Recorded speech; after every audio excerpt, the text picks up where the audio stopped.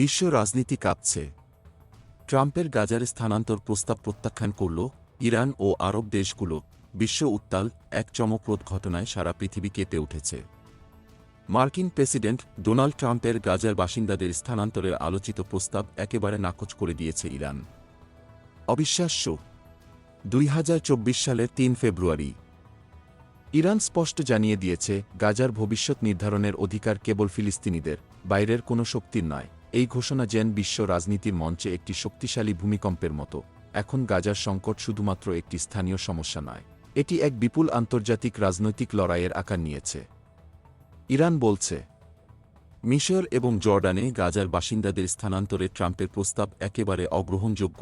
এই পরিষ্কার ও তীব্র প্রতিবাদ বিশ্বকে জানিয়ে দিয়েছে যে ইরান গাজার ভবিষ্যৎ নিয়ে কোনো আন্তর্জাতিক হস্তক্ষেপ মেনে নেবে না, আর এটি সমগ্র বিশ্ব রাজনীতির সমীকরণকেই বদলে দিচ্ছে।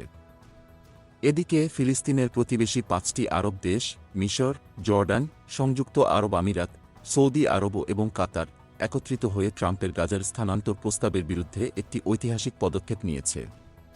তারা জানিয়ে দিয়েছে, গাজার বাসিন্দাদের অন্য দেশে স্থানান্তরের প্রস্তাব আঞ্চলিক শান্তি ও স্থিতিশীলতার জন্য বিপজ্জনক হবে এবং সংঘাতের মাত্রা আরও বৃদ্ধি পাবে। এই শক্তিশালী বক্তব্য যেন আগুনে ঘি ঢালার মতো, এবং এটি পুরো বিশ্বকে নতুন এক বাস্তবতার দিকে ঠেলে দিচ্ছে।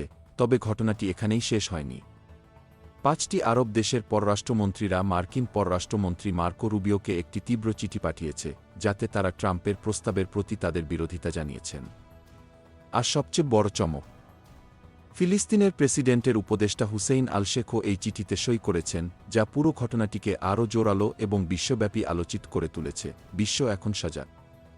এই উত্তেজনা কি এক নতুন বৈশ্বিক সংঘাতের দিকে এগিয়ে নিয়ে যাবে? গাজার ভবিষ্যৎ কি এক বিপ্লবী পরিবর্তনের মুখোমুখি হতে চলেছে? সবকিছু এখন অন্ধকারে ডুবে গেছে, এবং পরবর্তী পদক্ষেপের জন্য পুরো পৃথিবী অপেক্ষা করছে।